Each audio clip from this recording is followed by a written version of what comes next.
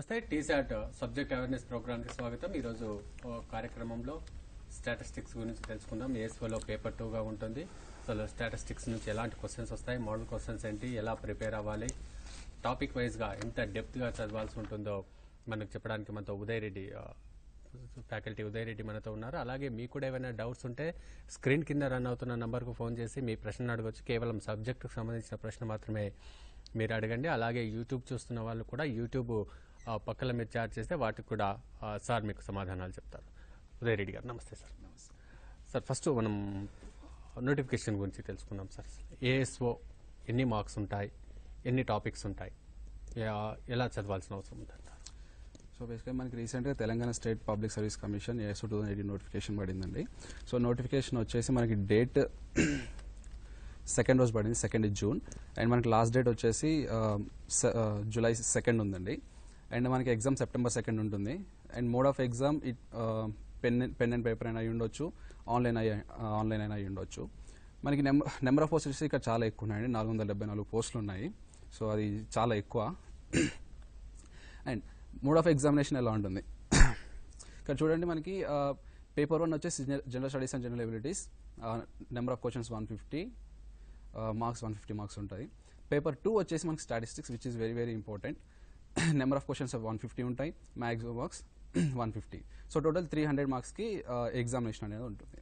So మనకి రీసెంట్గా జరిగిన ఏపీపీఎస్సీలో ఏఎస్ఓ ఎగ్జామ్ కన్సిడర్ చేస్తే దాంట్లో మనకి 2 phases ఆఫ్ ఎగ్జామినేషన్స్ ఉన్నాయండి. ఫస్ట్ ఈజ్ స్క్రీనింగ్ టెస్ట్ ఒక ఎగ్జామ్ ఉంది.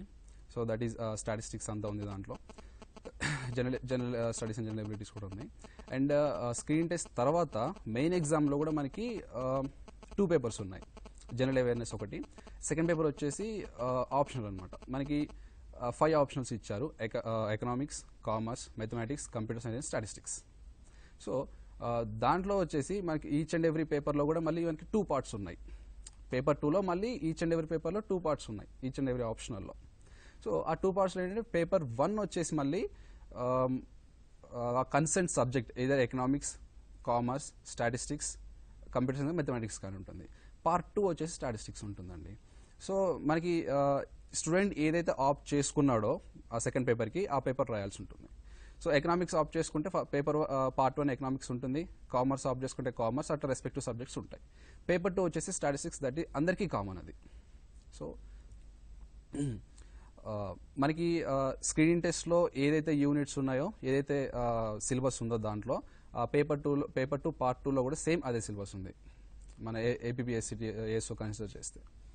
సో నెక్స్ట్ మనకి ఇక్కడ అడ్వాంటేజ్ ఏంటంటే మనకి ఇక్కడ language of examination English and Telugu two లాంగ్వేజ్లో ఉంటుంది పేపర్. క్వాలిఫికేషన్ విషయానికి వచ్చండి. సో ఇక్కడ చాలా మంది స్టూడెంట్స్ ఇక్కడ కన్ఫ్యూజ్ అవుతుంటారు క్వాలిఫికేషన్ విషయంలో. సో నేను లాస్ట్ టైం కూడా చూశాను, చాలా మంది స్టూడెంట్స్ కూడా నా దగ్గరికి చాలా డౌట్స్ ఉన్నాయి. చాలా మంది స్టూడెంట్స్ కూడా కన్సర్న్ అయ్యారు, ఇట్లా క్వాలిఫికేషన్ ఏముంటే రాసుకోవచ్చు అని చెప్పేసి. సో మనకి ఇక్కడ 5 పాయింట్స్ క్లియర్గా ఇచ్చారు, ఒకసారి చూడండి. Bachelor degree with statistics as one of the main subjects. So మీరు గ్రాడ్యుయేషన్లో స్టాటిస్టిక్స్ మెయిన్ సబ్జెక్ట్గా ఉంటే you're eligible. Or second point చూడండి, bachelor degree with mathematics. So మీరు మ్యాథమెటిక్స్లో గ్రాడ్యుయేట్ అయ్యి ఉంటే and with statistics as a paper in 1 year or 2 year or all the 3 years. So మీ గ్రాడ్యుయేషన్లో స్టాటిస్టిక్స్ సబ్జెక్ట్ ఉంటే, ఇట్ మే బి సెమిస్టర్ వైజ్గా తీసుకోండి, ఇట్ మే బి ఇయర్ వైజ్గా తీసుకోండి, మీకు స్టాటిస్టిక్స్ పేపర్ అనేది మీ గ్రాడ్యుయేషన్లో ఉంటే you are eligible. The same way మీకు మ్యాథమెటిక్స్లో గ్రాడ్యుయేషన్ అయినా, ఎకనామిక్స్ అయినా, కామర్స్ అయినా, కంప్యూటర్ సైన్స్ అయినా కానీ, సో స్టాటిస్టిక్స్ అనేది మీ పేపర్ ఉంటే, మీరు ఆ పేపర్ మీరు ఎగ్జామ్ రాసుంటే గ్రాడ్యుయేషన్ లెవెల్లో you are eligible to apply ASO. And ఇంకోటి మనకి నోటిఫికేషన్ మేజర్గా డిగ్రీ స్టూడెంట్స్ని మైండ్లో పెట్టుకొని చేశాను. మీరు ఒకసారి స్లైడ్ చూసి మీకు క్లియర్గా అర్థం అవుతుంది. Bachelor degree with mathematics with statistics as in paper 1 year, 2 year or all the 3 years. Basically engineering వచ్చేసి 4 years ఉంటుంది. మనం మేజర్ ఇక్కడ అర్థమయ్యేది ఏంటి, విత్ 1 year, 2 year, 3 years అని అన్నాడు. సో బేసికల్ డిగ్రీ మనకి 3 years ఉంటుంది, ఇంజనీరింగ్ వచ్చేసి 4 years ఉంటుంది. సో బేసికల్గా అది డిగ్రీ స్టూడెంట్స్ మైండ్లో పెట్టుకొని ఇచ్చిన క్వాలిఫికేషన్ అది. సో ఇన్ కేస్ మీరు బీటెక్లో కంప్యూటర్ సైన్స్ కానీ మ్యాథమెటిక్స్ కానీ గ్రాడ్యుయేషన్ అయ్యి ఉంటే, సో మీకు ఆబ్వియస్లీ స్టాటిస్టిక్స్ అనేది సెకండ్ సెమిస్టర్లో థర్డ్ సెమిస్టర్లో స్టాటిస్టిక్స్ మెయిన్ సబ్జెక్ట్ ఉంటుంది. సో మీరు అది రాసున్నట్టయితే you are eligible to apply ASO. Okay, so మనకి సిలబస్ వచ్చేసి ఇంట్రడక్షన్ టు స్టాటిస్టిక్స్ అనేది ఉంటుంది. దట్ ఈస్ ద బేసిక్, అంటే స్టాటిస్టిక్స్ బేసిక్స్ అనమాట అవి. దాని తర్వాతకి center tendency, dispersion, skewness and kurtosis అనేది ఉంటుంది. సో ఆ ఇంట్రడక్షన్ ని యూజ్ చేసుకొని మనం ఈ యూనిట్ చదువుకోవాల్సి ఉంటుంది. ఇంట్రడక్షన్ మనం ఏదైతే చదివామో దాని ఎక్స్టెన్షన్ మనకి దీంట్లో central tendency, dispersion, skewness and kurtosis లో ఉంటుంది. నెక్స్ట్ వచ్చేసి ప్రాబబిలిటీ వచ్చేసి దిస్ అ బేసిక్ కాన్సెప్ట్స్. మనకి సిలబస్ కూడా చూసినట్టయితే ప్రాబబిలిటీలో బేసిక్ కాన్సెప్ట్స్ వరకే ఇచ్చాడండి నోటిఫికేషన్లో. And concepts of random variables అది కూడా బేసిక్ వరకే ఇచ్చాడు. Correlation, regression, time series analysis, index numbers and sampling techniques. So ఇది మన ఏఎస్ఓలో ఉన్న సిలబస్. ఓకే, మనకి ఇంతకుముందు ఏపీపీఎస్లో అయిన ఏఎస్ఓ సిలబస్తో కన్సిడర్ చేసి ఈ సిలబస్ చాలా తక్కువ ఉంది. సో దాంట్లో ఏంటంటే స్టాటిస్టిక్స్ అనేది ఒక మెయిన్ పేపరే ఉంది. అండ్ దాంట్లో పార్ట్ 1, పార్ట్ 2లో పార్ట్ 2లో మాత్రమే బేసిక్స్ అడిగాడు. పార్ట్ 1లో మనకి శాంప్లింగ్ టెక్నిక్స్, ఓఆర్ అడిగాడు, నెక్స్ట్ ప్రాబబిలిటీ అడిగాడు. ప్రాబబిలిటీ చాలా డెప్త్గా వెళ్ళాడు దాంట్లో. సో దాంతో కన్సిడర్ చేస్తే మన సిలబస్ వచ్చేసి చాలా ఈజీగా ఉంటుందండి. ఒకసారి ఈ స్లైడ్ చూస్తున్నట్టయితే మనకి మన ఏఎస్ఓ స్క్రీనింగ్ టెస్ట్ 2017 అనాలిసిస్ ఇది. ఈచ్ అండ్ ఎవ్రీ టాపిక్ నుంచి చూడండి. మనకి ఇక్కడ first unit introduction to statistics వచ్చేసి మనకి 15 క్వశ్చన్స్ అడిగాడండి స్క్రీనింగ్ టెస్ట్లో. నెక్స్ట్ వచ్చేసి measures of center tendency, dispersion, skewness and kurtosis, దాంట్లో వచ్చేసి హ్యూజ్గా 32 క్వశ్చన్స్ అడిగాడు.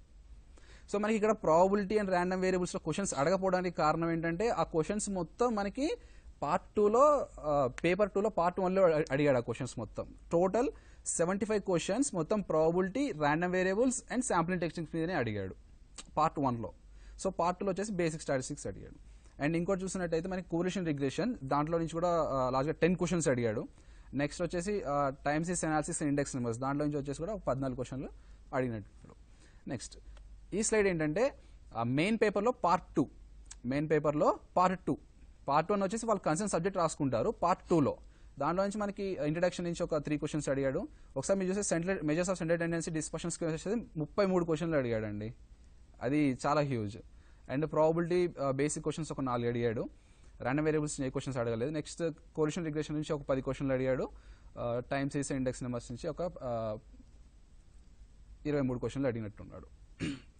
సో బేసికల్ మనకి probability, random variables and sampling techniques నుంచి క్వశ్చన్స్ అడగపోవడానికి కారణం ఏంటంటే ఆ క్వశ్చన్స్ మొత్తం స్టూడెంట్స్ ఎవరైతే స్టాటిస్టిక్స్ మెయిన్ సబ్జెక్ట్ సెలెక్ట్ చేసుకున్నారో ఆ డిపార్ట్మెంట్లో అడిగాడండి పార్ట్ 1లో.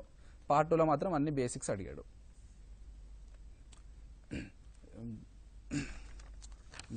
సబ్జెక్ట్ కంటిన్యూ చేయండి. Subject continue. ఓకే, సో ఇవి చూసినట్టయితే introduction to statistics, meaning, importance and limitations of statistics అన్నాడు.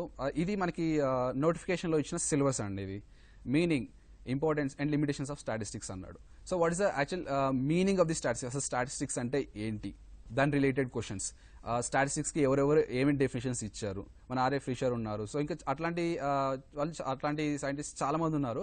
సో వాళ్ళు ఇచ్చిన డెఫినేషన్స్, వాళ్ళ వ్యూ, వాళ్ళ పాయింట్ ఆఫ్ వ్యూలో వాళ్ళు ఇచ్చిన డెఫినేషన్స్ మనం నేర్చుకోవాల్సి ఉంటుంది.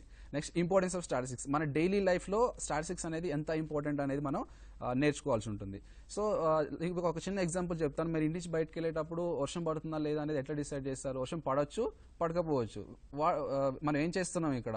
ప్రాబబిలిటీ స్టాటిస్టిక్స్లో ప్రాబబిలిటీ యూనిట్ యూజ్ చేస్తున్నాం. పడడానికి ఛాన్సెస్ ఎన్ని, పడకపోవడానికి ఛాన్సెస్ ఎన్ని. సో అది 0.5, ఇది 0.5. So basically we are using probability here. So that is the importance of మన డైలీ లైఫ్లో మనకు తెలియకుండానే చాలా సిచ్యువేషన్స్లో మనం స్టాటిస్టిక్స్ యూజ్ చేస్తాం. సపోజ్ ఇప్పుడు ఎట్ ప్రెజెంట్ సిచ్యువేషన్ కన్సిడర్ చేద్దాము. మనకి కాల్స్ వస్తుంటాయి, లైవ్ సెషన్లో కాల్స్ వస్తుంటాయి. సో ఆ వచ్చిన కాల్ ఎంత డ్యూరేషన్ అవుతుండొచ్చు. మీరు ఒకసారి నాకు పాస్ డేటా ఇచ్చినట్టయితే వచ్చిన కాల్ ఎంతసేపు డ్యూరేషన్ ఉంటుంది. సో ఇప్పుడు ఒక కాల్ వచ్చాక నెక్స్ట్ కాల్కి ఇంకెంత టైం డ్యూరేషన్ ఉంటుంది. సో ఇవన్నీ మనం అనాలిసిస్ చేయొచ్చు అనమాట స్టాటిస్టిక్స్ యూజ్ చేసి. దట్ ఈస్ బేసిక్ థింగ్ అనమాట స్టాటిస్టిక్స్లో. మనం పాయిజన్ డిస్ట్రిబ్యూషన్ యూజ్ చేసి, ఎక్స్పోనెన్షియల్ డిస్ట్రిబ్యూషన్ యూజ్ చేసి మనం టైం డిఫరెన్సెస్ ఫైండ్ అవుట్ చేస్తాం. కాల్కి కాల్ మధ్య డిఫరెన్స్ ఎంత, ఇన్కేస్ కాల్ వస్తే కాల్ ఎంతసేపు రన్ అవుతుంది కాల్. సో ఇవన్నీ స్టాటిస్టిక్స్లో భాగమే అవంతా. Next limitations of statistics. So స్టాటిస్టిక్స్లో లిమిటేషన్స్ కూడా ఉంటాయండి. సో మనకి పొడుగుతా మనం స్టాటిస్టిక్స్ అప్లై చేసుకుంటూ వెళ్ళలేము, ప్రతి దానికి ఒక లిమిట్ అనేది ఉంటుంది. So in the same way statistics కూడా మనకి లిమిటేషన్స్ అనేవి ఉంటాయి. Next collection of data, primary and secondary data. So ఇది చాలా ఇంపార్టెంట్ అండి. ఫస్ట్ మనము స్టాటిస్టిక్స్ బేసిక్స్ నుంచి క్వశ్చన్స్ ఎట్లా అడగవచ్చు అంటారు? సో మనకి ఒక స్లైడ్లో చూడండి ఒకసారి, మనకి శాంపిల్ క్వశ్చన్స్ అనేవి ఉన్నాయి. మొత్తం స్లైడ్లో పెట్టాను. ఫ్రీక్వెన్సీ ఆఫ్ ఎ వేరియబుల్ అంటే అది మీకు ఇంకా సిలబస్ నేను టాపిక్స్ ఎక్స్ప్లెయిన్ చేసే కొద్దీ అది అర్థమవుతుంది. Collection of data, primary and secondary data ఉంటుందండి. So what is the primary data అంటే ఏంటి, అసలు సెకండరీ డేటా అంటే ఏంటి? సో ప్రైమరీ డేటా అంటే ఇప్పుడు మీరున్నారు యాంకర్గా, సో ఇప్పుడు మీరు నన్ను డైరెక్ట్గా క్వశ్చన్స్ అడుగుతున్నారు, ఆన్సర్స్ తీసుకుంటున్నారు. సో ఇదేంటంటే ప్రైమరీ డేటా, మీరు నా నుంచి డైరెక్ట్గా మీరు డేటాను సేకరిస్తున్నారు. అర్థమవుతుంది, మీరు డైరెక్ట్గా నా నుంచి డేటా సేకరిస్తున్నారు. సో ఇప్పుడు మీరు సేకరించిన డేటాని మీరు ఒక పేపర్ మీద రాసుకోనో ఎట్లా నోట్ చేసుకోనో మీరు వేరే వాళ్ళకి చెప్తున్నారు. సో అదేంటంటే మీరు అతనికి సెకండరీ డేటా ఇస్తున్నారు. నేను మీకు ప్రైమరీ డేటా ఇస్తే మీరు అతనికి సెకండరీ డేటా ఇస్తున్నారు. So that is a live example మనకి ఇక్కడ ప్రైమరీ డేటా, సెకండరీ డేటా అనేది ఏంటనేది. సో ఇంకొక ఎగ్జాంపుల్ ఏంటంటే మనకి ప్రైమరీ డేటా వచ్చేసి ఇన్ ద సేమ్ వే ఎవరైనా సెలబ్రిటీ ఉన్నారు, మనం ఏంటంటే వాళ్ళ దగ్గరికి ఎవరైనా న్యూస్ రిపోర్టర్స్ వాళ్ళు వెళ్తారు, అక్కడికి వెళ్ళి వాళ్ళ డేటా వాళ్ళ డీటెయిల్స్ అన్ని తీసుకుంటారు. అంటే లైక్ వాళ్ళకి కన్సర్న్ డేటా ఏదైతే ఉందో అది తీసుకుంటారు. సో వాళ్ళు అదేం చేస్తారు, మ్యాగజైన్లో పబ్లిష్ చేయడమో న్యూస్ పేపర్లో పబ్లిష్ చేయడం అనేది జరుగుతుంది. సో అదేంటంటే ఆ న్యూస్ పేపర్ ఆర్ మ్యాగజైన్ మనం చదువుతున్నాం. సో ఇదేంటి ఇక్కడ సిచ్యువేషన్. రైట్ సార్, ఒక కాలర్ రెడీగా ఉన్నారు. Yeah sure. Hello hello, right, call cut అయింది సార్, మీరు కంటిన్యూ చేయాలి. సో ఆ మ్యాగజైన్లో వచ్చిందో ఆ న్యూస్ పేపర్లో వచ్చిన డేటాని మనం చదువుతున్నాం. సో అదేంటంటే మన సెకండరీ డేటా తీసుకుంటున్నాం. డైరెక్ట్గా మన ఆ సెలబ్రిటీయో ఆ పర్సన్ కన్సర్న్ పర్సన్ దగ్గర నుంచి మన డేటా రావట్లేదు. సో వేరే వాళ్ళు అది కలెక్ట్ చేసి అది న్యూస్ పేపర్లను మ్యాగజైన్లో ప్రింట్ చేస్తే అప్పుడు మనం చదువుతున్నాం. So that is the secondary data. Okay, next census, schedule and questionnaires, sampling random and non-random samplings. So sampling topic వచ్చేసి మనకి లాస్ట్ శాంప్లింగ్ టెక్నిక్స్లో డిస్కస్ చేద్దాము. Census, schedule and questionnaire. So ఈ క్వశ్చనర్స్ అనేవి ఏంటంటే ఇప్పుడు నాకు ప్రైమరీ డేటా కావాలండి. So నేను ఏం చేస్తాను, నాకు కావాల్సిన డేటా వరకు క్వశ్చన్స్ ప్రిపేర్ చేసుకుంటాను నేను. సపోజ్ ఎగ్జాంపుల్ తీసుకుందాము. సో నేనేం చేస్తున్నానంటే నాకు ఒక కన్సర్న్ ఫ్యామిలీ యొక్క డీటెయిల్స్ కావాలి. నేనేం చేస్తాను, ఒక క్వశ్చన్ పేపర్ ప్రిపేర్ చేసి మీ పేరు, మీ ఏజ్, మీ డేట్ ఆఫ్ బర్త్, మీ ఇంట్లో ఎంతమంది ఉంటారు, వాళ్ళ పేర్లు ఏంటి, వాళ్ళ ఏజ్ ఎంత, వాళ్ళ డేట్ ఆఫ్ బర్త్ ఏంటి. సో నేను ఆ క్వశ్చన్ పేపర్ అంతా ప్రిపేర్ చేసి వాళ్ళకి త్రూ మెయిల్ కానీ లేకుంటే పోస్ట్ కానీ ఏదో ఒక విధంగా నేను దాన్ని వాళ్ళకి అందేలా చేస్తాను. సో వాళ్ళు ఏం చేస్తారంటే ఆ క్వశ్చన్ పేపర్ ఆ క్వశ్చనర్ అనేది వచ్చాక అదంతా ఫిల్ చేసి డీటెయిల్స్ అన్ని ఫిల్ చేసి అది మళ్ళీ నాకు రివర్స్ పంపిస్తారు. సో అలా ఈ ప్రాసెస్ మొత్తాన్ని కలెక్షన్ ఆఫ్ డేటా అని అంటారు. దాంట్లో ఇది questionnaire data, questionnaire type of collecting data. మన క్వశ్చనర్ అంటే లైక్ లిస్ట్ ఆఫ్ క్వశ్చన్స్ మనకి ఏమేమి కావాలి, ఆ డేటా ఏంటి, సో అది వాళ్ళకి ఇస్తే వాళ్ళు మన తిరిగి ఇవ్వడం. సో అది జరుగుతుంది. స్కెడ్యూలింగ్ అంటే ఏంటంటే లైక్ ఎన్యూమరేటర్ ఉంటారండి. ఇక్కడ ఎన్యూమరేటర్స్ డైరెక్ట్గా ఫ్యామిలీస్ దగ్గరికి వెళ్ళి వాళ్ళ కావాల్సిన రిలేటెడ్ డేటా మొత్తం తీసుకొని వస్తారు. సో ఒక ఎగ్జాంపుల్ చెప్పాలంటే మొన్న మనకి తెలంగాణలో ఒక సర్వే అయింది, సమగ్ర సర్వే అని జరిగింది. సో అప్పుడు ఏం చేశారు, ఈచ్ అండ్ ఎవ్రీ విలేజ్కి అంటే ప్రతి ఒక్క ఊరికి ఎన్యూమరేటర్స్ని పంపించారనమాట. ఎన్యూమరేటర్స్ని పంపించి వాళ్ళ మీ పేరు, మీ ఏజ్, మీ ఫ్యామిలీ ఎంతమంది, వాళ్ళ డేట్ ఆఫ్ బర్త్స్ ఏంటి, వాళ్ళు ఏం చేస్తుంటారు, మీకు ఎన్ని ఎకరాల పొలం ఉంది, మీ ఆస్పాస్ అన్ని డీటెయిల్స్ అన్ని తీసుకున్నారు. So that is nothing but schedule. అంటే ఒక కన్సర్న్ పర్సన్ వెళ్ళి అతను డేటా అంతా కలెక్ట్ చేసుకొని వస్తున్నాడు మన దగ్గరికి. So that is nothing but primary data. అతను కలెక్ట్ చేసుకునేది ప్రైమరీ డేటా.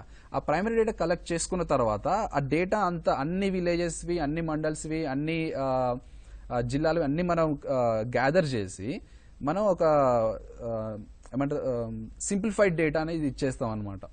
సో అది ఏంటంటే ఆ డేటాని మనం మన వెబ్సైట్లో పెట్టుకోవడము, మ్యాగజైన్లో పబ్లిష్ చేయడము, న్యూస్ పేపర్లో వేయడమో జరుగుతుంది. సో ఆ డేటాను మళ్ళీ మనం చదువుతున్నప్పుడు మళ్ళీ సెకండరీ డేటా అయిపోయింది. ఓకే, అలా అంటాం.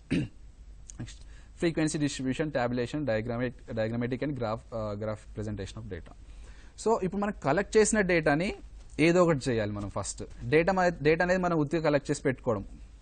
సో మనం ఏదో ఒకటి చేయాలి ఆ డేటాని. సో మనం ఏం చేస్తామంటే ఇచ్చిన డేటాని కరెక్ట్ పాయింట్ ఆఫ్ వ్యూలో జనాలకి చూపించాలి. ఇట్ మే బి పీపుల్ ఎవరైనా కానివ్వండి, అది మనం ఇన్కేస్ ఆఫీస్లో కూర్చున్నాం అనుకోండి, మనకి డేటా ఇచ్చారు, ఆ డేటాని బెస్ట్ పాసిబుల్ వేలో మనం రిప్రజెంట్ చేసి మన మేనేజర్కి చూపించాల్సి ఉంటుంది. So that is one example. So మనకు వచ్చిన డేటాని ఫస్ట్ మనం ప్యూరిఫై చేసుకుంటామండి ఫస్ట్. సో ఇన్కరెక్ట్ డేటా, లేకపోతే సపోజ్ కొంతమంది ఒక ఎగ్జాంపుల్ చెప్తాను. ఒక క్లాస్లో పిల్లల ఏజ్ ఇవ్వమని చెప్పి నేను దట్ ఈస్ మై టాస్క్ అండి. సో డేటా కలెక్ట్ చేస్తున్నాను. ఒకళ్ళు 20 అంటారు, 21 అంటారు, 22 అంటారు. సో ఒకటి వచ్చేసి నాకు 99 అంటాడు.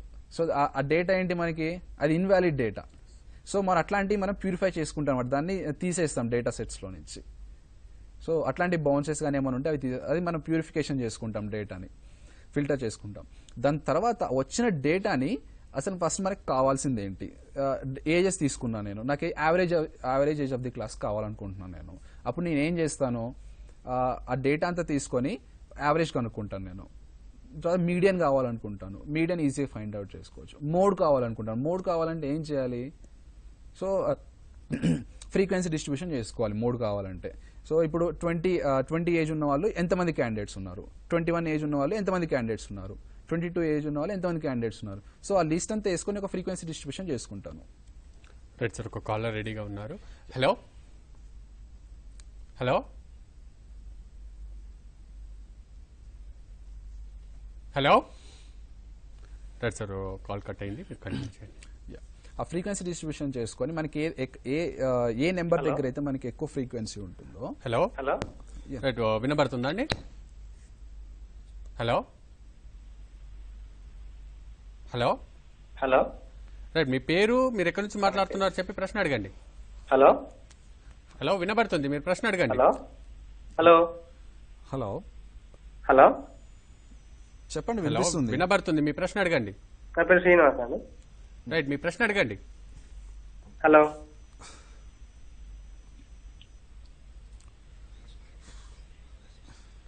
రైట్ రైట్, మీరు టీవీ చూస్తూ మాట్లాడకండి, డైరెక్ట్గా ఫోన్ లైన్లో మాట్లాడండి, టీవీ మ్యూట్లో పెట్టుకోండి. రైట్, కంటిన్యూ చేయండి. సో అలా మనకి ఈచ్ అండ్ ఎవ్రీ నెంబర్ ఇచ్చాక ఆ నెంబర్ ఫ్రీక్వెన్సీ మనం కనుక్కొని మనకు డయాగ్రామిక్ రిప్రజెంటేషన్లో చేసుకుంటాం. ఫ్రీక్వెన్సీ డిస్ట్రిబ్యూషన్ హిస్టోగ్రామ్ వేసుకుంటాం. సో ఇష్టం డైరెక్ట్ మనకు మోడ్ అనేది వచ్చేస్తుంది అనమాట. సో అట్లానే మనకి సెకండ్ యూనిట్లో మనం కొన్ని చూసినట్టయితే మనకి చాలా క్యాలిక్యులేషన్స్ ఉంటాయి. మీన్ అని, మీడియన్ అని, మోడ్ అని, స్క్యూనెస్, కటర్స్, వేరియన్స్, కోవేరియన్స్, ఇట్లాంటి చాలా వేరియబుల్స్ మనం కనుక్కోవాల్సి ఉంటుంది. సో వీటన్నిటిని మనం డయాగ్రామాటిక్ రిప్రజెంటేషన్లో అయినా కనుక్కోవచ్చు, మనకు నార్మల్ క్యాలిక్యులేషన్స్తోనైనా కనుక్కోవచ్చు. సో నెక్స్ట్ అనేది ట్యాబులేషన్ అనేది ఉంటుందండి. సో ట్యాబులేషన్ మనకి ఇచ్చిన డేటాని ఒక ట్యాబులర్ ఫామ్లో రిప్రజెంట్ చేసినప్పుడు మనకి ట్యాబులేషన్ అంటారు. సో ట్యాబులేషన్లో మనకి చాలా ఇంపార్టెంట్ పార్ట్స్ ఉంటాయండి. పైన మనకి టాక్సేషన్ చూడండి, టాక్సేషన్ టేబుల్ ఉంటుంది. టేబుల్లో డిఫరెంట్ టైప్స్ ఆఫ్ కాలమ్స్ ఉంటాయి. సో కాలమ్స్కి ఈచ్ అండ్ ఎవ్రీ కాలమ్కి మనకు ఒక నేమ్ ఉంటుంది. సో ఇన్ ద సేమ్ వే మనకి ఇక్కడ ట్యాబులేషన్స్లో కూడా టేబుల్ హెడ్డింగ్ అని, కింద ఫుట్ నోట్స్, సోర్సెస్ అన్నీ మనం మెన్షన్ చేయాల్సి ఉంటుంది. సో టేబుల్లో డేటా ఉంది, సో ఆ డేటా అసలు ఎక్కడి నుంచి తీసుకున్నాము అనేది సోర్స్లో రాసుకుంటాం. అసలు ఆ డేటా ఏం రిప్రజెంట్ చేస్తుంది మనం ఫుట్ నోట్లో రాసుకుంటాము. సో ఈచ్ అండ్ ఎవ్రీ కాలమ్కి ఒక నేమ్, ఈచ్ అండ్ ఎవ్రీ రోకి ఒక నేమ్ ఇచ్చుకుంటూ వెళ్ళి మన డేటాని ట్యాబులేషన్ ఫామ్లో రిప్రజెంట్ చేస్తాము. So that is nothing but tabulation. So diagrammatic representation ఏంటంటే మనకి ఆ డేటా వచ్చాక డేటాని వివిధ రకాలుగా మనం చూపించాల్సి ఉంటుంది. సో మనకి హిస్టోగ్రామ్స్ వేస్తాము, పై డయాగ్రామ్స్ వేస్తాము. సో ఈ డయాగ్రామ్స్ ఎలా వేస్తాము, ఏ డయాగ్రామ్ వేయాలి, ఏ డేటా ఇచ్చినప్పుడు ఏ డయాగ్రామ్ వేయాలనేది మనకు అది ముందు ప్రియర్ అవగాహన ఉండాలి, అది ఏం చేయాలనేది. ఓకే, ఇప్పుడు సపోజ్ ఒక బడ్జెట్ ఇచ్చారండి, ఒక 10,000 బడ్జెట్ ఇచ్చారు, అది మీరు ఖర్చు పెట్టారు, వివిధ రకాలుగా మీరు అది ఖర్చు పెట్టారు. సో మీరు అది దేని మీద ఎంత ఖర్చు పెట్టారనేది డయాగ్రామాటిక్ రిప్రజెంట్ చేయాలంటే ఎలా చేస్తారు, మనం పై డయాగ్రామ్స్కి వెళ్తాం. అప్పుడు సో మనం బార్ డయాగ్రామ్ కూడా రిప్రజెంట్ చేయొచ్చు, but that is not appropriate అనమాట. డైరెక్ట్గా మనం పై డయాగ్రామ్స్ తీసుకుంటాం. పై డయాగ్రామ్స్ ఏంటంటే మనకి ఈచ్ అండ్ ఎవ్రీ మీరు దేని మీద ఖర్చు చేశారు అవన్నీ వాల్యూస్ తీసుకొని ఒక పై డయాగ్రామ్ లాగా చూపించినట్లయితే మనకి దేని మీద ఎక్కువ ఖర్చు పెట్టారు, దేని మీద ఎంత పర్సెంటేజ్ ఖర్చు పెట్టారు అనేది మనకి క్లియర్గా తెలిసిపోతుంది అనమాట. సో ఇందాక నేను ఒక ఎగ్జాంపుల్ చెప్పాను ఏజెస్ గురించి. సో స్టూడెంట్ ఏజెస్ అనేది మనకు బార్ డయాగ్రామ్స్తో రిప్రజెంట్ చేసుకోవచ్చు, హిస్టోగ్రామ్స్తో రిప్రజెంట్ చేసేసుకోవచ్చు. సో ఇలా చాలా విధాలుగా మనకు డేటాని బట్టి మనం ఏ విధంగా రిప్రజెంట్ చేసుకోవాలి, ఎలా రిప్రజెంట్ చేసుకోవాలి అనేది మనకి ముందు అవగాహన ఉండాలి. సో ఇది ఇంట్రడక్షన్ టు స్టాటిస్టిక్స్ అన్నమాట. మొత్తం డేటా అసలు స్టాటిస్టిక్స్ మీనింగ్ ఏంటి, ఇంపార్టెన్స్ ఏంటి, వాటి లిమిటేషన్స్ ఏంటి, అసలు డేటాని ఎలా కలెక్ట్ చేస్తాం, primary data, secondary data, and next అసలు ఎలా కలెక్ట్ చేస్తాము, ఎలా కలెక్ట్ చేసిన డేటాని ఏమని చెప్తాం ఫస్ట్, దాని తర్వాత వచ్చిన డేటాని మనం ఎలా రిప్రజెంట్ చేసుకుంటాము, సో గ్రాఫికల్గా కానీ ట్యాబులేషన్గా కానీ డయాగ్రామెటిక్ రిప్రజెంటేషన్స్ కానీ. సో ఇది first unit introduction to statistics. So మనకి శాంపుల్ క్వశ్చన్స్ చూసినట్టయితే చూడండి, ఇక్కడ frequency of variable is always. So అసలు ఫ్రీక్వెన్సీ ఆఫ్ వేరియబుల్ అంటే ఏంటి? ఇప్పుడు మేము క్వశ్చన్, మీరు రోజులో ఎన్నిసార్లు తింటారని అడుగుతాను. సో మీరు ఏదో 2 అనే చెప్తారు, 3 అని చెప్తారు, 4 అనే చెప్తారు, కొంతమంది 5 కూడా చెప్తారు. సో అంతేగాని నేను 1.5 సార్లు తిన్నా, 2.5 సార్లు తిన్నా, 3.5 సార్లు తిన్నా అని ఎవరు చెప్పారు. సో ఫ్రీక్వెన్సీ అంటే మీరు ఎన్నిసార్లు తిన్నారనేది ఫ్రీక్వెన్సీ అనమాట. ఎన్నిసార్లు తిన్నారనేది ఫ్రీక్వెన్సీ. మీరు ఒకసారి అయినా తినొచ్చు, 2 సార్లు అయినా తినొచ్చు, 3 సార్లు అయినా తినొచ్చు. అంతేగాని 1.5, 2.5, 3.5 సార్లు తినలేరు కదా. సో అది ఎప్పుడైనా ఇంటీజర్ వాల్యూ ఉంటుంది అనమాట. సో నెక్స్ట్ ఈ క్వశ్చన్ వచ్చేసి మనకి డయాగ్రామిక్ రిప్రజెంటేషన్లో ఫ్రీక్వెన్సీ డిస్ట్రిబ్యూషన్స్లో నుంచి ఉంటుందండి. The point of intersection of less than and more than ogive corresponds to. So ఇదంటే మనకి వాడి ఓగ్యూ కర్వ్స్ అంటే ఏంటి? మనకి మన frequency distribution less than frequency distribution, more than frequency distribution అనేవి ఉంటాయి. సో వాటిని గ్రాఫికల్ రిప్రజెంట్ చేస్తాం. Less then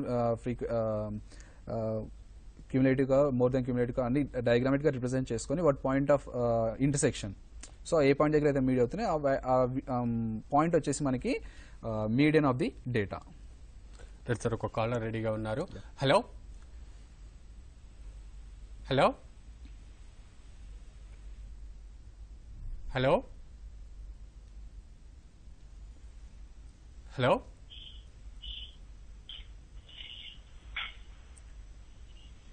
hello hello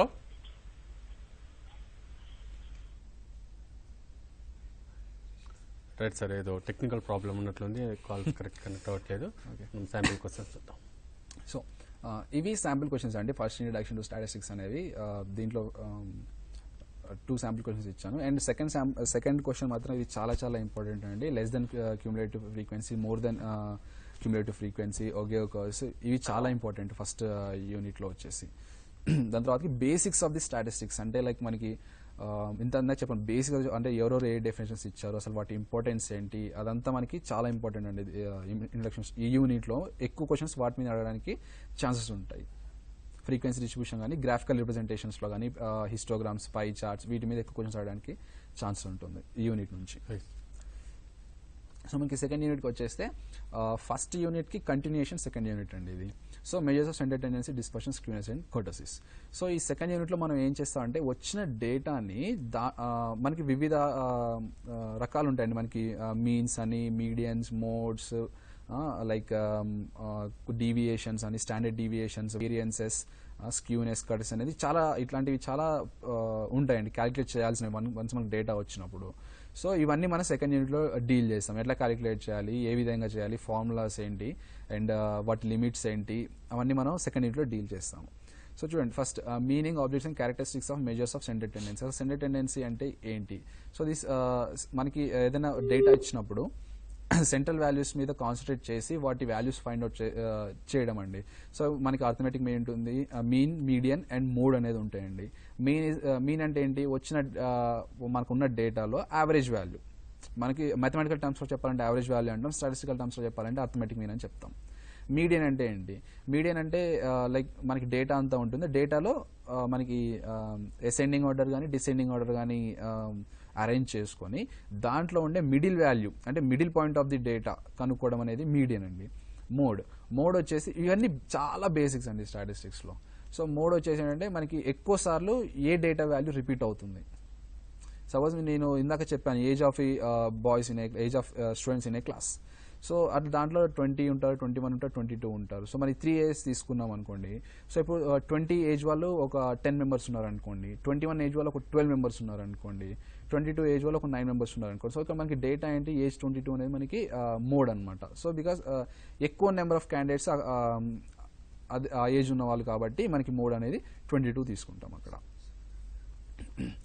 same way మనకి అర్థమెటిక్ మీన్ అనే మీన్స్లో arithmetic mean, geometric mean and harmonic mean అనేవి ఉంటాయండి. అథమెటిక్ మీన్ అనేది ఏం లేదండి, లైక్ మామూలుగా మన బేసిక్ మ్యాథమెటిక్స్లో యావరేజ్ ఎలా ఫైండ్ అవుట్ చేస్తామో సేమ్ అలానే ఫైండ్ అవుట్ చేస్తాం అథమెటిక్ మీన్ అనేది. జామెట్రిక్ మీన్ కూడా మనకి ఈజీ అట్లా ఇది కూడా మనకి అథమెటిక్లో ఉంటుంది, అంటే మ్యాథమెటిక్స్లో ఉంటుంది. జామెట్రిక్ మీన్ ఎలా ఫైండ్ అవుట్ చేయాలి ఏంటనేది. హార్మోనిక్ మీన్ కూడా మనకి మ్యాథమెటిక్స్లో ఉంటుంది, ఎలా ఫైండ్ అవుట్ చేయాలి ఏంటనేది. సో ఈ మూడింటికి మాత్రం రిలేషన్స్ ఉన్నాయండి. Geometric mean, arithmetic mean, geometric mean, harmonic mean relations ఉన్నాయి. సో ఆ రిలేషన్స్ అనేది చాలా చాలా చాలా ఇంపార్టెంట్ అండి. ఎగ్జామ్ పాయింట్ ఆఫ్ వ్యూలో కన్సిడర్ చేస్తే వాటి రిలేషన్స్, వాటి మీద బేసిక్ క్వశ్చన్స్ అనేవి చాలా చాలా ఇంపార్టెంట్, ఎక్కువ అడిగే ఛాన్సెస్ ఉన్నాయి. నెక్స్ట్ అయితే mean, median, mode. Right sir, ఒక కాలర్ రెడీగా ఉన్నారు. Hello hello hello hello right, వినబడుతుంది. మీ పేరు Hello. చెప్పి ప్రశ్న అడగండి. హలో హలో హలో రైట్, వినబడుతుంది. మీ Hello. వాయిస్ వినబడుతుంది, ప్రశ్న అడగండి. హలో హలో సార్, ఏంటంటే మాకు ఒక డౌట్. ఇప్పుడు పీజీలో ఎకనామిక్స్ సబ్జెక్ట్ పోస్ట్ గ్రాడ్యుయేషన్ చేశాను, దాంట్లో చార్ట్స్ ఉంటుంది కదా సార్. ఇప్పుడు ఏ పోస్ట్ కు సంబంధించినటువంటి సిలబస్ ఈ పీజీలో ఉన్నటువంటి చార్ట్స్ చదివితే సరిపోతా, ఇంకేమన్నా డెప్త్ గా వెళ్ళాలి? సో మీరు గ్రాడ్యుయేషన్ ఏ సబ్జెక్ట్లో అయిందండి మీది? హలో హలో గ్రాడ్యుయేషన్ వచ్చేసి economics BA. Okay, BA economics అయిందండి. మీకు గ్రాడ్యుయేషన్లో మీకు స్టాటిస్టిక్స్ సబ్జెక్ట్ అనేది ఉందా?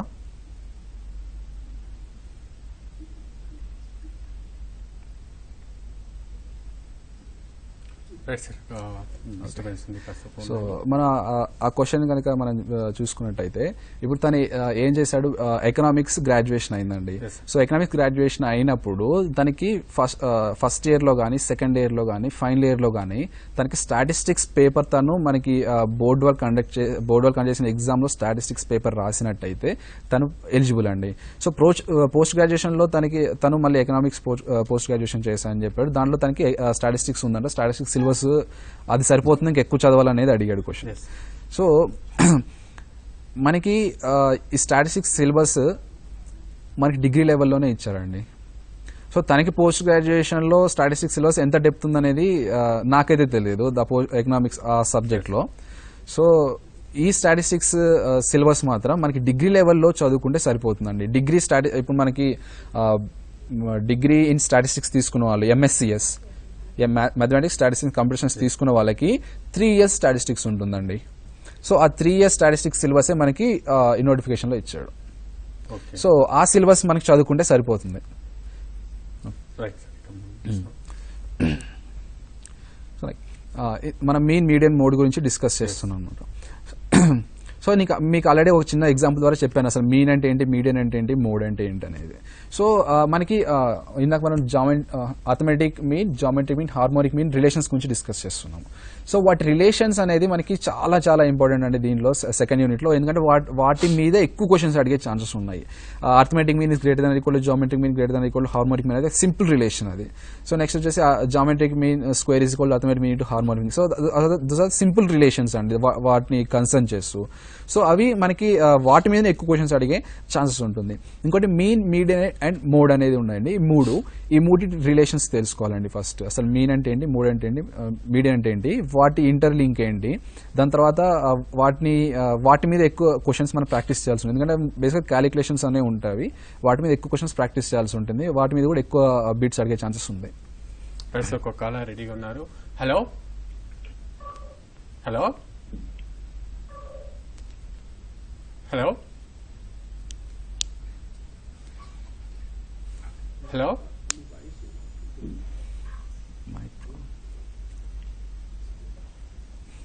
హలో హలో రైట్ సార్, మనం సబ్జెక్ట్ నుంచి యా నెక్స్ట్ వచ్చేది మనకి డెసైల్స్, పర్సంటేజ్ అనేది ఉన్నాయండి. మనకి పర్సంటేజ్ అనేది మనకి బేసిక్ మ్యాథమెటిక్స్లో మనం చేస్తాం. పర్సంటేజ్ అంటే ఏంటి, సో మనకి 100కి ఎంత value, that is percentage. Sir deciles కూడా అంతే, 10కి ఎంత వాల్యూ ఉంటుంది. సో మనకి 120 తీసుకునేది, 120 వాట్ పర్సెంటేజ్ అంటే ఏం చెప్తాం మనం బేసికల్గా. సో మనకి 100 వాల్యూ 100కి మనం ఈక్వేట్ చేస్తాం దాన్ని. సో అట్లా ఈక్వేట్ చేసి మనం పర్సెంటేజ్ వాల్యూ చెప్తాం. సేమ్ అంతా మనకి 10కి ఈక్వేట్ చేసి చెప్పేదాన్ని డెసైల్స్ అంటారు. సో ఇది మనకి స్టాటిస్టిక్స్లో కొంచెం పర్సెంటేజ్ మనకి ఓన్లీ మ్యాథమెటిక్స్లో ఉంటుంది. మనం కొంచెం డెప్త్కి డెసైల్స్ అనేది కూడా మనం చదువుకుంటాం దీంట్లో స్టాటిస్టిక్స్లో. Next properties of averages and their applications. So properties of averages and applications అనేది కాకుండా యావరేజెస్ అంటే మనకి ఇక్కడ అర్థమెటిక్ మీన్ ప్రాపర్టీస్ కానీ మీన్ ప్రాపర్టీస్ కానీ, సో మనకి సిలబస్లో only properties of averages and their applications అని ఇచ్చాడండి. సో అట్లనే కాకుండా మనకి మీడియన్, మోడ్, జామెట్రిక్, హార్మోనిక్ వీటి ప్రాపర్టీస్ కూడా చదువుకొని వీటి అప్లికేషన్స్ కూడా మనం చదువుకుంటే కొంచెం మనకి ఎడ్జ్ ఉంటుంది. So in case syllabus out of syllabus ఏదైనా క్వశ్చన్ వచ్చినా కూడా మనకి కోపప్ చేసుకోవచ్చు. సో ఓన్లీ యావరేజ్ మీదనే కాన్సన్ట్రేట్ చేయకుండా median, mode, geometric mean, harmonic వాటి ప్రాపర్టీస్, వాటి అప్లికేషన్స్, వాటి మీద కొన్ని ప్రాబ్లమ్ బిట్స్ చేయడం అనేది, సో కాన్సెప్చువల్గా వాటిని బాగా అర్థం చేసుకోవడం అనేది కొంచెం ఇంపార్టెంట్ దీంట్లో. ఎందుకంటే మనకి సెకండ్ యూనిట్ నుంచి మనకి చాలా క్వశ్చన్స్ అడిగే ఛాన్సెస్ ఎక్కువ ఉన్నాయి. సో మనకి కొంచెం ఛాన్స్ తీసుకోకుండా అన్ని చదువుకుంటే బెటర్. నెక్స్ట్ డిస్పర్షన్ వచ్చేసింది. Meaning and property. అసలు డిస్పర్షన్ అంటే ఏంటి, డిస్పర్షన్ మీనింగ్స్, వాటి ప్రాపర్టీస్, అసలు టైప్స్ ఆఫ్ డిస్పర్షన్స్ అంటే range, quartile deviation, mean deviation, standard deviation, quotient. So ఇవన్నీ ఏంటంటే మనం పైన ఏవైతే చదువుకున్నామో వాటి ఎక్స్టెన్షన్ ఇది. పైన మనం ఏం చదువుకున్నాం, arithmetic mean, geometric mean, harmonic mean, median, mode, deciles, percentage చదువుకున్నాము. సో వాటి ఎక్స్టెన్షన్ వచ్చేసి ఇదండి. Quartile deviation, mean deviation, standard deviation, quotient of variations, ఇంకా చాలా ఉంటాయి దాంట్లో. సో మనకి సిలబస్లో ఇచ్చింది మాత్రం ఇది. సో రేంజ్ అంటే ఏంటి, సో మనం బేసికల్ రేంజ్ అనేది ఎట్లా క్యాలిక్యులేట్ చేస్తాం. సో ఇప్పుడు కొన్ని వాల్యూస్ ఉన్నాయండి, వాటి రేంజ్ మనం ఎలా ఫైండ్ అవుట్ చేస్తాము. సో మినిమం వాల్యూ, తక్కువ వాల్యూ ఏదైతే ఉందో డేటాలో ఆ వాల్యూ తీసుకొని వాట్స్ ద హైయెస్ట్ వాల్యూ ఏదైతే ఉందో ఆ వాల్యూ తీసుకొని వాటి డిఫరెన్స్ ఫైండ్ అవుట్ చేస్తాం. That is a range. Range అంటే ఈ పాయింట్ నుంచి ఆ పాయింట్ వరకు డేటా ఉంది, సో వాటి రేంజ్ ఇది. సో అది నెక్స్ట్ క్వార్టైల్ డీవియేషన్స్ అంటారండి. సో ఇంకోటి ఏంటంటే మనకి పైన మనం డెసైల్స్ పర్సంటేజ్ అనేది చదువుకున్నాము, అక్కడ ఇచ్చింది. సో అది కాకుండా మనకి క్వార్టైల్స్ అనేది ఒక చిన్న సబ్ టాపిక్ కూడా ఉంటుందండి. సో మనకి డెసైల్స్ అంటేనేమో పర్సంటేజ్ అనేమో 100 పార్ట్స్ కింద అనేది చదువుకుంటాము.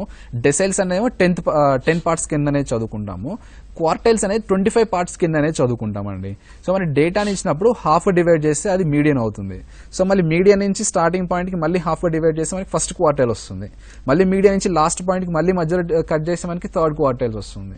మనకి median is nothing but our second quartile.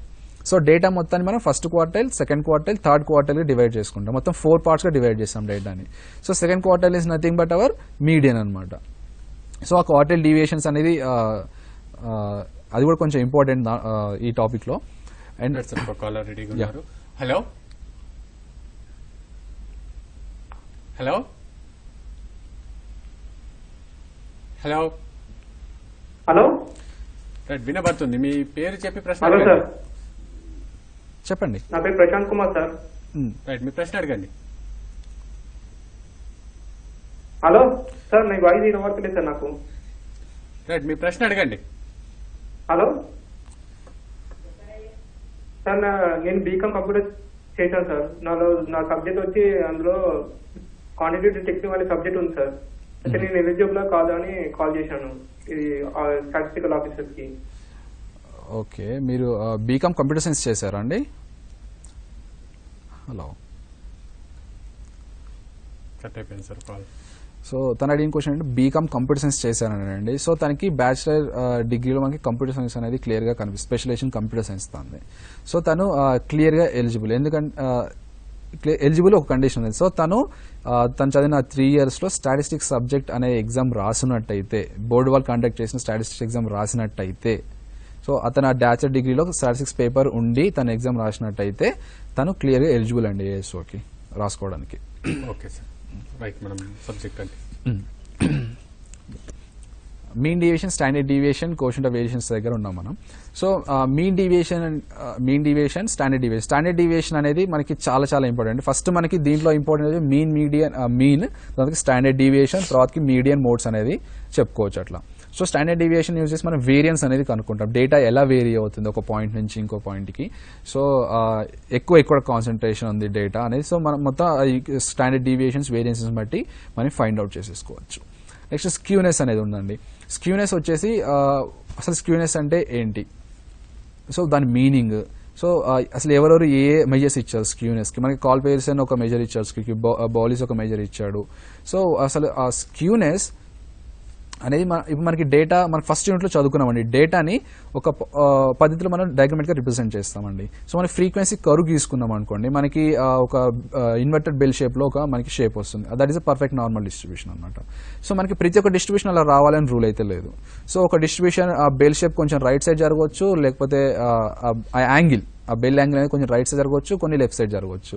So ఆ మెజర్ని మనం స్క్యూనెస్ ద్వారా మెజర్ చేస్తామండి. అది ఎంత ఎలా పాజిటివ్లీ స్క్యూడా, నెగిటివ్లీ స్క్యూడా, ఎంత స్క్యూనెస్ ఉంది డేటాలో అనేది మనం స్క్యూనెస్ ద్వారా కాల్ పేర్సన్ స్క్యూనెస్ కానీ, బోలీస్ మెజర్ స్క్యూనెస్ కానీ యూజ్ చేసి మనం ఫైండ్ అవుట్ చేస్తాం. సో ఇంకో ఇంపార్టెంట్ విషయం ఏంటంటే కాల్ పేర్సన్ మెజర్స్ ఏంటి, వాటి ఫార్ములా ఏంటి, బోలీస్ మెజర్స్ ఏంటి, వాటి ఫార్ములాస్ ఏంటి, అండ్ వాటి లిమిట్స్. సో కోషన్ ప్రతి ఒక్కదానికి లిమిట్ అనేది ఉంటుంది. సో వాటి లిమిట్స్ ఫైండ్ అవుట్ చేయడం, సో అది చాలా ఇంపార్టెంట్ అండి స్క్యూనెస్లో. అండ్ కర్టసీస్ వచ్చేసి మనకి ఇందాక స్క్యూనెస్ అనేది ఆ inverted bell shape right side move అయిందా, లెఫ్ట్ సైడ్ మూవ్ అయిందా అనేది చదువుకున్నాం. స్క్యూనెస్లో కర్టసీస్లో ఏంటంటే ఆ ఇన్వర్టెడ్ బెల్ షేప్ ఎంత ఇన్వర్ట్ అయింది అంటే లైక్ మరీ పైన ఎడ్జ్ మరీ షార్ప్గా ఉందా, లేకపోతే కొంచెం ఫ్లాట్గా ఉందా, లేకుంటే పర్ఫెక్ట్గా ఉందా. సో మనకి ఇన్వర్టెడ్ బెల్ ఇలా ఉంటుందండి, కొంచెం సాగదీస్తే ఏమవుతుంది, కొంచెం ఇలా కింది పడిపోతుంది, కొంచెం ఉంచితే ఇలా పైకి జరుగుతుంది. సో ఈ కర్టసీస్ అనమాట. ఈ పైన ఉంటే ఒక మెజర్ ఆఫ్ కర్టసీస్ ఉంటుంది, స్ట్రైట్ మామూలుగా ఉంటే ఒక మెజర్ ఆఫ్ కర్టసీస్, కొంచెం ఇంకా ఫ్లాటిగా ఉంటుంది. సో వీటిని మెజర్ చేస్తాం కర్టసీస్లో. సో మనకి క్లియర్గా ఇక మనకి ఇంకొక ఇంపార్టెంట్ పాయింట్ ఏంటంటే మూమెంట్స్ అండి. సో మూమెంట్స్ అనేది మనకి ఇక్కడ సిలబస్లో ఇవ్వలేదు, కానీ మనకి స్క్యూనెస్ కర్టసీస్ మెజర్ చేయడానికి మనకి మూమెంట్స్ అనేది చాలా చాలా ఇంపార్టెంట్ అండి. సో వేరే స్టూడెంట్స్కి నేను రిఫర్ చేసేది అంటే మూమెంట్స్ కూడా మీరు ఒకసారి బేసిక్ ఆఫ్ మూమెంట్స్ చదివినట్లయితే మీకు మెజర్ ఆఫ్ స్క్యూనెస్ కానీ కర్టసీస్ కానీ మీకు చాలా ఈజీగా అర్థం అవుతుంది. మళ్ళీ మీకు మూమెంట్స్లో central moments, non central moments అనేవి ఉంటాయి. సో అవన్నీ మీరు ఒకసారి చాలా జాగ్రత్తగా చదువుకోవాల్సి ఉంటుంది. సార్ ఇంకో కాలర్ రెడీగా ఉన్నారు. హలో, బీకామ్లో మీకు స్టాటిస్టిక్స్ పేపర్ ఎగ్జామ్ రాశారండి మీరు? అంటే క్యూటీ ఉందండి 2010 లో, తర్వాత మార్చారు. అంటే మీకు దాంట్లో మీరు చదువుకునే సిలబస్ గుర్తుందండి మీకు? ఉందండి. అంటే ఇప్పుడు మామూలుగా స్టాటిస్టిక్స్ ఉంటాయండి, ఒక సబ్జెక్ట్ ఒక చాప్టర్ ఉంటుంది అంతే. చాప్టర్ గా కాదండి, మీకు మీ మెమోలో స్టాటిస్టిక్స్ పేపర్ రాసినట్టు ఉందా? లేదు, క్యూటీ అని ఉంది, స్టాటిస్టిక్స్ లేదు. ఓకే, అంటే మీకు మెయిన్ సబ్జెక్ట్ అయితే లేదు కదా స్టాటిస్టిక్స్? మా తర్వాత వచ్చేదండి. ఓకే, అది ఒకసారి మీరు టీఎస్పీఎస్సీలో కనుక్కోండి. బేసికల్ మనకి స్టాటిస్టిక్స్ పేపర్ మెమోలో ఉన్నట్టయితేనే మనకి ఎలిజిబిలిటీ ఉంటుంది. అప్పటి వరకు అది స్టాటిస్టిక్స్ పేపర్ పెట్టలేదు వాళ్ళకి, దాని తర్వాత పెట్టారంటున్నారు. సో ఒక్కసారి మీరు కనుక్కోండి టీఎస్పీఎస్సీ వాళ్ళని ఎలిజిబిలిటీ ఉందా లేదా అనేది, మీకు ఇంకా క్లియర్గా వాళ్ళు క్లారిటీ అనేది ఇస్తారు. సో మీరు చూసినట్టు సెకండ్ యూనిట్ ఇది అండి, మన సెకండ్ యూనిట్లో ఉంది మొత్తం mean, median, mode, arithmetic mean, geometric mean, harmonic mean, so deciles, percentiles, properties of those averages, properties of mean, median, mode, geometric mean properties ఏంటి, హార్మోనిక్ మీన్ ప్రాపర్టీస్ ఏంటి, అర్థమెటిక్ మీన్ ప్రాపర్టీస్ ఏంటి, and వాటి applications ఏ సిచ్యువేషన్లో ఏమేమి use చేస్తాం మనం, and డిస్పర్షన్స్కి వచ్చేసి range, quartile deviation, mean deviation, వాటి ప్రాపర్టీస్ అవన్నీ మనం క్లియర్గా చదువుకున్నట్టయితే ఈ సెకండ్ యూనిట్ నుంచి మనకి లాస్ట్ టైం చూసినట్టయితే స్క్రీనింగ్ టెస్ట్లో మనకి చాలా హ్యూజ్ నెంబర్ ఆఫ్ క్వశ్చన్స్ వచ్చాయి ఈ యూనిట్ నుంచి.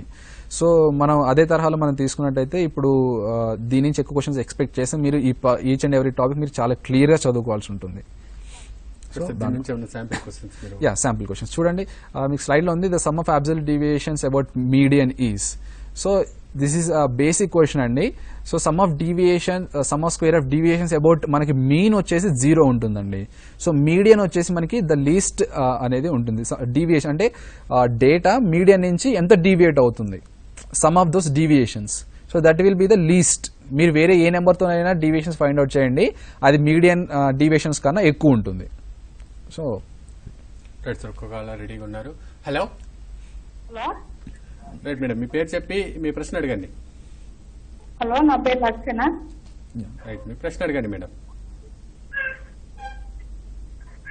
నా పేరు లక్షణ. నేను డిగ్రీలో బీకామ్ కంప్యూటర్ చేశాను. ఓకే, సిలబస్ ఎంచుకోవాలని. మీ వాయిస్ కట్ అవుతుంది, మళ్ళీ అడగండి ప్రశ్న.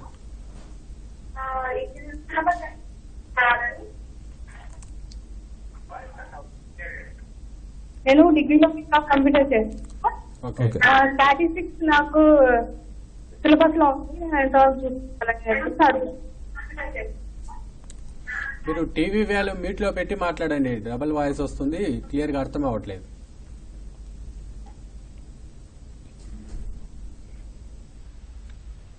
Hello right sir, phone call cut అయింది. క్వశ్చన్ తను బీకామ్ కంప్యూటర్ సైన్స్ చేశానని చెప్పారు. తను స్టాటిస్టిక్స్ ఎగ్జామ్ కూడా రాస్తాయని చెప్పారు. సో తను క్లియర్గా ఎలిజిబుల్ అన్నమాట. సో తన డౌట్ ఏంటంటే తను స్టాటిస్టిక్స్ చదివిన సిలబస్ అది సరిపోతుందా, ఇంకేమిటికి ఎక్కువ చదవాలనేది ఉంటుందండి. సో మనకి క్లియర్గా ఇచ్చారండి. వాళ్ళకి బేసిక్ స్టాటిస్టిక్స్ అనేది ఉంటుందండి. సో మనకి సిఎస్ఈపిటీలో మనకి స్టాటిస్టిక్స్ ఉంటుంది. సో మేబీ తను ఆ స్టాటిస్టిక్స్ చదివినట్టున్నారు. సో అది చాలా బేసిక్ స్టాటిస్టిక్స్ అండి. సో మనకి అది సిలబస్లో ఉంది, కానీ మనకి దాని మీదనే మనం డిపెండ్ అవుతే మాత్రం ఎగ్జామ్ క్రాక్ చేయడం కొంచెం కష్టం. సో మీరు దానికన్నా కొంచెం డెప్త్గా ప్రిపేర్ అవుతేనే మీకు ఛాన్సెస్ అనేవి ఉంటాయి. సో మీరు జస్ట్ ఒక పేపర్ చదివారండి స్టాటిస్టిక్స్, దాంట్లో బేసిక్స్ అనేది ఉంటుంది. సో మీరు ఒకసారి మిమ్మల్ని మీరు స్టాటిస్టిక్స్లో గ్రాడ్యుయేషన్ చేసిన స్టూడెంట్స్తో కంపేర్ చేసుకోండి ఒకసారి. సో వాళ్ళు మీరు ఒక్క సెమిస్టర్లో ఒక పేపర్ రాశారు స్టాటిస్టిక్స్, వాళ్ళు త్రీ ఇయర్స్. సో 3 years వాళ్ళు మొత్తం కలిపి ఒక 4 పేపర్స్ స్టాటిస్టిక్స్ రాసుంటారండి. సో మీరు ఒక్కసారి వాళ్ళ పక్కన ఉండి పోల్చుకొని చూడండి, దాని తర్వాత మీకే ఐడియా వస్తుంది మీరు ఇంకెంత ప్రిపేర్ అవ్వాలి అనేది. ఓకే సార్, మనం శాంపిల్ క్వశ్చన్స్ చూస్తున్నాం. So sample of absolute deviations about mean, అది మీరు ఎక్స్ప్లెయిన్ చేశాను ఇందాక. నెక్స్ట్ ఇది చూడండి. సో ఇంకొక ముఖ్యమైన విషయం ఏంటంటే, నేను ఇక్కడ శాంపుల్ క్వశ్చన్స్లో పెట్టిన క్వశ్చన్స్ ఏవి నార్మల్ క్వశ్చన్స్ కావండి, అవి ప్రీవియస్ ఇయర్ అడిగిన questions and very very very important questions అండి. Very very very important questions. లేదా శాంపుల్ అంటే 2-3 క్వశ్చన్స్ ప్రిపేర్ చేసి కాదు. సో నేను ప్రీవియస్ ఇయర్ క్వశ్చన్స్ తీసుకొచ్చి ఇచ్చాను. అండ్ ప్రీవియస్ ఇయర్ క్వశ్చన్స్లో కూడా అన్ని క్వశ్చన్స్ తీసుకోలేదు. మనకి ఫర్దర్గా ఈ కాన్సెప్ట్ మీద ఇంకా క్వశ్చన్స్ అడిగే ఛాన్సెస్ ఉన్నవి అనే టైప్ ఆఫ్ క్వశ్చన్స్ తీసుకొచ్చాను నేను శాంపుల్ క్వశ్చన్స్లో. అండ్ ఇక్కడ చూసినట్టయితే 2 క్వశ్చన్స్ ఉన్నాయి చూడండి. The relation between quartile deviation, standard deviation and mean deviation and standard deviation. So ఈ రిలేషన్ మనకి చాలా ఇంపార్టెంట్ అండి. మనకి ఫుట్ నోట్ చూడండి ఒకసారి. Quartile deviation is to mean deviation, standard deviation మనకి 10:12:15. సో ఈ ఫుట్ నోట్ ఆ ఈక్వేషన్ ని బేస్ చేసుకొని సింపుల్ గా ఒక 8-9 క్వశ్చన్స్ ఇప్పుడు ప్రిపేర్ చేయొచ్చండి. సో అంత ఇంపార్టెంట్ అది, అంత ఎక్స్టెన్సివ్ గా మనం యూజ్ చేస్తాం అక్కడ. సో వాటి రిలేషన్స్, సో క్వార్టైల్ డీవియేషన్ కి, స్టాండర్డ్ డీవియేషన్స్ కి, స్టాండర్డ్ డీవియేషన్స్ కి, మళ్ళీ మీన్ డీవియేషన్స్ కి వాటి రిలేషన్స్ అనేది చాలా చాలా చాలా ఇంపార్టెంట్ అండి అది. సో నెక్స్ట్, సో ఇది ఒక బండ గుర్తు అండి, బండ గుర్తు పెట్టుకోవాల్సిందే ఇంకా అంతే. So next probability unit. So ఈ ప్రాబబిలిటీ మనకు తెలియకుండా మనం రోజు అప్లై చేస్తాను. ఫస్ట్ లాగా నేను మీకు ఎగ్జాంపుల్ చెప్పాను. సో ఈ ప్రాబబిలిటీ అనేది స్టాటిస్టిక్స్ బేస్ అండి ఫస్ట్ థింగ్. సో అది మనకి డేటా కలెక్షన్ అంతా ఎలా బేస్, ప్రాబబిలిటీ అనేది కూడా ఒక బేస్ అండి మనకి స్టాటిస్టిక్స్లో. సో ఈ ప్రాబబిలిటీ యూజ్ చేసుకొని అసలు ఈ ప్రాబబిలిటీ యూజ్ చేయని టాపిక్ అయితే లేదు నాకు తెలిసి స్టాటిస్టిక్స్లో. సో మన దీంట్లో ఏమేమి ఉంటాయి, ర్యాండమ్ ఎక్స్పెరిమెంట్, ఈ సింపుల్ డెఫినేషన్స్ అండి. ర్యాండమ్ ఎక్స్పెరిమెంట్, శాంపుల్ స్పేస్, అసలు ఈవెంట్ అంటే ఏంటి, ఆల్జిబ్రా ఆఫ్ ఈవెంట్స్, అసలు ఈవెంట్ అవ్వడానికి ఛాన్సెస్ ఏంటి, అసలు ఏం ఈవెంట్ చేస్తున్నారు మీరు. సో అవన్నీ మనకి సింపుల్ డెఫినేషన్స్ అండి అవి. Sample space, event, probability, basic definitions. And probability definition మనకి మెథమెటికల్ డెఫినేషన్ ఉంటుంది, ప్రాబబిలిటీ స్టాటిస్టికల్ డెఫినేషన్ అనేది ఉంటుంది. సో ఆ డెఫినేషన్స్ చదువుకోవాలి. నెక్స్ట్ వచ్చి మనకి ఇక్కడ కూడా మనకి different members different types of definitions ఇచ్చారు ప్రాబబిలిటీస్కి. సో ఆ ప్రాబబిలిటీ డెఫినేషన్స్ అన్ని ఒకసారి మనం చదువుకున్నట్లయితే దాని బేస్ మీద కూడా క్వశ్చన్స్ వచ్చే ఛాన్సెస్ ఉన్నాయి. So next, probability and discrete samples and sample space, basic theorems of probability, simple examples based on theorems, conditional probability. So ఇవన్నీ దీంట్లో ఇచ్చాయండి. మనకి ప్రాబబిలిటీ అనేది ఇందాక మనం డేటా చూసుకున్నాం కదండి. డేటాని మనం రిప్రజెంట్ చేయడము, క్లాసిఫై చేయడం అంతా చేసాము. సో మనకి డేటా 2 types ఆఫ్ డేటా ఉంటుందండి. సార్ మనకు లాస్ట్ 2 minutes మాత్రమే టైం ఉంది సార్, దాంట్లో మీరు కంక్లూడ్ చేయాలి. ఓకే, మనం సబ్జెక్ట్ మళ్ళీ రోజు పెట్టుకున్నప్పటికీ ఓవరాల్ గా ఎలాంటి బుక్స్ మీరు ప్రిఫర్ చేస్తారు, ఓవరాల్ గా సబ్జెక్ట్ గురించి ఏం చెప్తారు? ఓకే, మీరు ఇక్కడ చూసుకుంటే సిలబస్ చూడండి. ఫస్ట్ మీకు ఎలా ప్రిపేర్ అవ్వాలి ఏంటనేది క్లియర్గా ఎక్స్ప్లెయిన్ చేస్తాను చూడండి. ఒకసారి సిలబస్ ఉంది. Introduction to statistics. ఫస్ట్ మీరు బేసిక్గా చేయాల్సిన పని ఏంటంటే ఫస్ట్ యూనిట్ మొత్తం చదివేయాలండి. ఇంట్రడక్షన్ స్టాటిస్టిక్స్ అనేది మొత్తం చదివాలి ఫస్ట్ థింగ్. దాంట్లో పేజ్ స్టార్టింగ్ నుంచి పేజ్ ఎండ్ వరకు మొత్తం చదవండి, దేన్ని వదలొద్దు. So next measures of tendency dispersion skewness kurtosis, ఇది మనం చూసుకున్నట్టయితే లాస్ట్ టైం మనకి ఇది చాలా ఇంపార్టెంట్ టాపిక్ ఇది. సో దీంట్లో నుంచి ఎక్కువ క్వశ్చన్స్ అడిగే ఛాన్సెస్ ఉన్నాయి. అండ్ దట్టు అది చాలా బేసిక్స్ అండి స్టాటిస్టిక్స్కి. సో దీంట్లో మీకు క్యాలిక్యులేషన్స్ చేయడం కానీ బేసిక్ డెఫినేషన్స్, దాంట్లో మన స్క్యూనెస్ కటర్సిస్లో మనకి కోఎఫిషియెంట్స్ ఉంటాయి, మెజర్స్ ఉంటాయి, వాటి లిమిట్స్ ఉంటాయి. సో మనకి క్వార్టైల్ డీవియేషన్స్ యూజ్ చేసి స్క్యూనెస్ కనుక్కుంటాము, వాటి ఫార్ములాస్ ఏంటి, ఫార్ములాస్ ఒకసారి చూసుకొని క్వార్టైల్ డీవియేషన్స్ వాటి ప్రాపర్టీస్ చెక్ చేసుకోవాలి, mean deviation properties and mean median mode limitations, వాటి ప్రాపర్టీస్, వాటి applications and arithmetic mean, geometric mean, harmonic mean relations, అది ఆల్రెడీ చెప్పాను నేను మీకు. అండ్ డిస్పర్షన్లో మనకి స్టాండర్డ్ డీవియేషన్, వేరియన్స్ అనేవి చాలా చాలా టాపిక్స్, చాలా చాలా ఇంపార్టెంట్ టాపిక్స్ అనేవి. సో వాటి ఫార్ములాస్ అవి ఎలా క్యాలిక్యులేట్ చేయాలి, అవి డిస్క్రీట్లో ఎలా క్యాలిక్యులేట్ చేస్తారు, కంటిన్యూస్లో ఎలా క్యాలిక్యులేట్ చేస్తారు, సో అవన్నీ మనం జాగ్రత్తగా చూసుకోవాల్సి ఉంటుంది. సో మీరు ఒక పద్ధతిలో వెళ్ళాలంటే ఫస్ట్ ఇంట్రడక్షన్ స్టాటిస్టిక్స్ కంప్లీట్ చేయండి, దాని తర్వాత measures and tendency second unit complete చేయండి, దాని తర్వాతకి మీరు కోరిలేషన్ రిగ్రెషన్కి రండి.